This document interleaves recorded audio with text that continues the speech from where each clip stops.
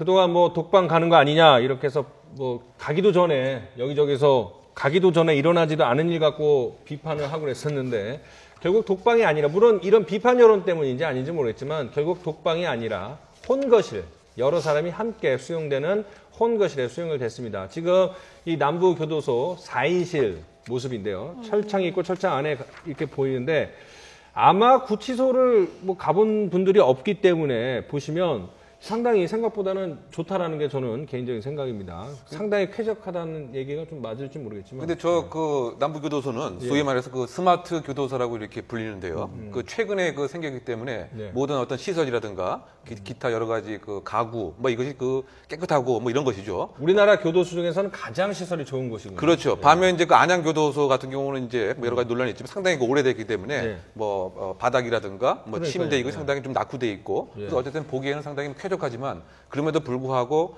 교도소 구치소라고 하는 것이 시간과 공간을 타의에 의해서 제약받는 곳이기 때문에 뭐 심적인 압박감은 분명히 상당히 있다고 봐야 되겠죠. 그리고 저는 사법연수원 때 견학을 갔었는데요. 이 남자 수용소도 보고 여자 수용소도 봤는데 여자분들 있는 수용실은 분위기가 좀 많이 달라요. 남자 수용실하고는. 아무래도 여자들이 있어서 그런지 지금 보시는 것처럼 뭐 깨끗하기도 하고 자기들의 아기자기한 물품도 막 갖다 놓고 좀 이런 분위기였었거든요. 그래서 뭐 조연아 씨가 같이 생활하는 것도 당분간 별 어려울 게 없을 것이고 저는 오히려 조연아 씨 정도면은 지금 상황 같은 데서도 독거실을 혼자 있으면서 생각에 잠기고 그러는 것보다는 좀 자기와 지금까지 이 일이 아니었다면 정말 이런 분들과 함께 생활할 일이 한 번도 없었을 거예요. 제가 생각했을 때는 한 번도 없었던 삶을 살아왔는데 지금 그렇게 살아온 삶 때문에 갑질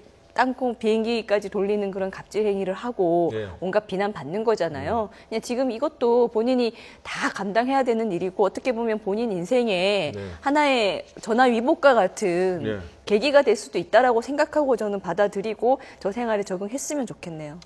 그런데 뭐 예상컨대 사실은 그렇게 그야말로 평범한 구치소 생활을 하기는 좀 어렵지 않을까 생각이 들어요. 사실 다 얼굴이 지금 알려져 있는 상황이고 저기 들어가 계신 분들도 모를 리가 없고 교도관들도 모를 리가 없을 텐데 그러면 아무래도 신경을 쓰게 되거든요. 그러니까 정말 100% 똑같은 그런 대접들을 받을 수 있을지 대한민국에서는 좀 힘들지 않을까 하는 생각은 해봅니다. 저 교도소 사진을 보고 누구는 그러더라고요.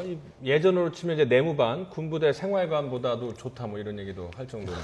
그렇네요. 옛날 아까 말씀하셨던 잠깐 나왔던 것 안양 같은 곳이 예전 군부대 내무반 크기예요. 딱 거기는 정말 성인 남성이 발을 뻗기조차도 공간이 폭이 좁아서 안 나오는 정도고 남부 같은 경우는 보시는 것처럼 상당히 굉장히 시설이 좋은 편이고 그래서 뭐 여기를 이제 특혜받은 건 아니고 관할이 어쩔 수 없이 저쪽으로 가는 상황이었고요.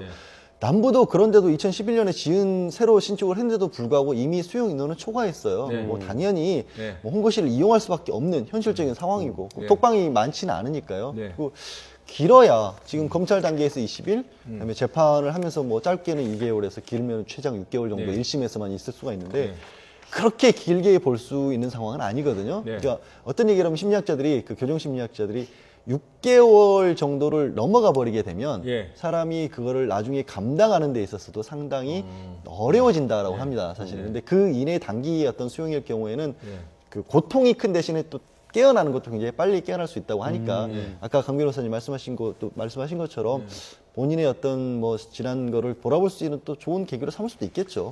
이게 이제 형이 확정되고 나서 그 분류 심사를 뭐 다시 할 가능성도 있다라고 보이는데요. 지금 이제 교도소는 등급이 이제 그 S1에서부터 S4까지 예를 들면 등급에 따라서 좀 다릅니다.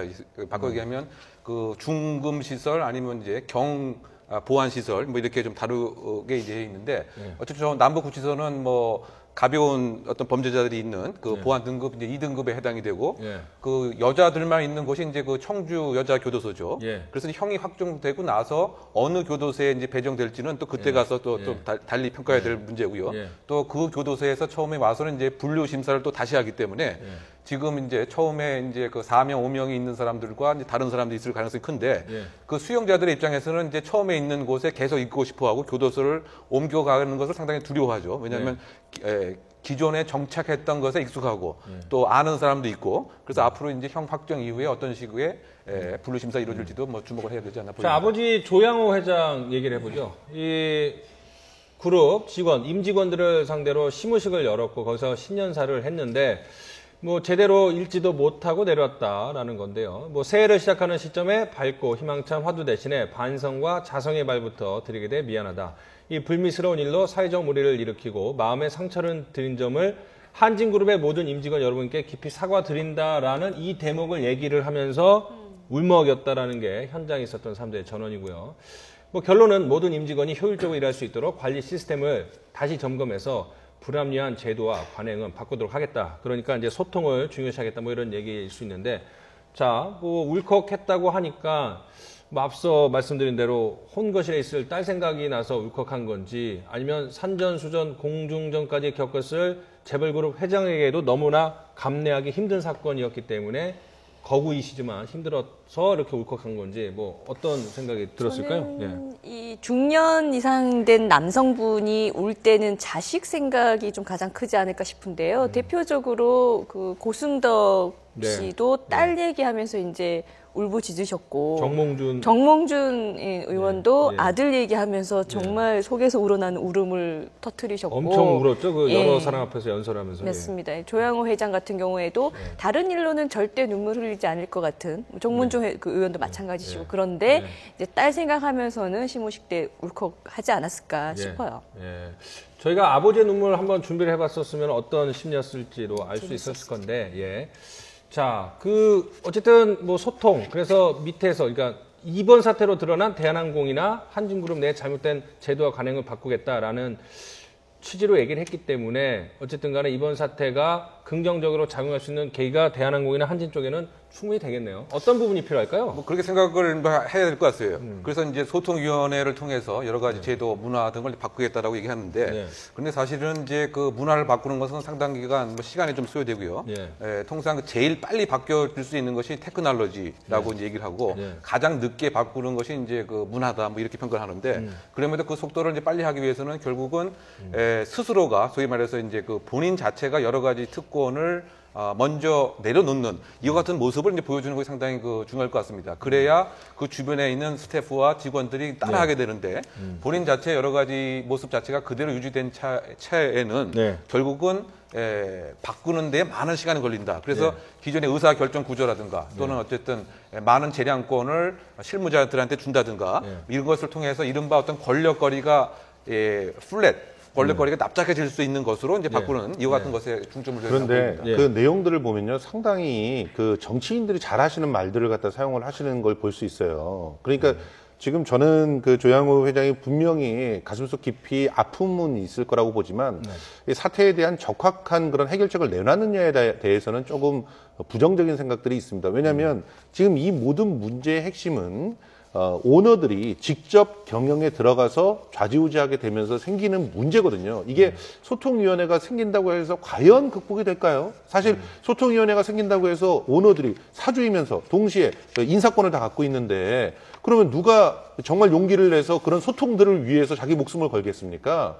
중요한 것은 이런 정도의 상황이 됐다면 실제로는 오너들이 경영 일선에서 좀 물러나면서 조양호 회장 같은 경우는 지금 자기의 직책들을 갖다 한다고 해도 일단 우리 자식들은 좀 물러나게 하겠다. 그리고 정말 그 전문 경영인들이 경영을 할 수 있는 그런 분위기들을 한번 만들어 보겠다. 그러면서 좀 인사권과 최소한 그 회사에 대한 어떤 소유를 좀 분리를 시켜 놓는다든가 이런 그 획기적인 대안들을 내놔야 문화가 바뀌지. 사실 저는 이런 정도로 문화가 바뀔 것 같지 않고 그야말로 대중들에 대한 어떤 일종의 마사지가 아닌가 하는 생각들이 들어서 좀 안타까워요. 저도 그러니까, 공감을 하는 게 100% 이번 일이 왜 일어났을까 보면은 자기는 무슨 일을 어떻게 하건 그 자리에서 물러날 일은 없다라는 그러니까요. 사고방식이 기본적으로 있잖아요. 받은 자리니까. 그러니까 그냥 세습한 자리라는 생각을 버릴 수 없는 한 이거는 안 바뀌어요. 제가 약간 아는 이렇게 좀 분이 한 분이 뭐 준재벌집 되는데 굉장히 사업 손실을 많이 끼친 거예요, 회사에. 정말 일반 만약에 정상적인 어떤 직장인이 그런 일을 했으면 이걸 어떻게 해야 될지 모를 정도의 큰 손실을 끼쳤는데 그래서 어떻게 하셨냐고 그랬더니 대답이 엄마한테 혼났다는 거였어요. 그러니까 분위기가 그런데 거기서 어떻게 무슨 반성이 있을 수가 있겠어요. 그건 안 되죠. 그러니까 조 씨 일가를 사실 오너일가라고 부를 수도 없죠. 오너는 주주니까 창립 일가라고 정도 할 수 있을지 모르겠지만, 근데 저런 분들이 계속 재벌이 되면서 재벌을 자식에게 세습하는 체제를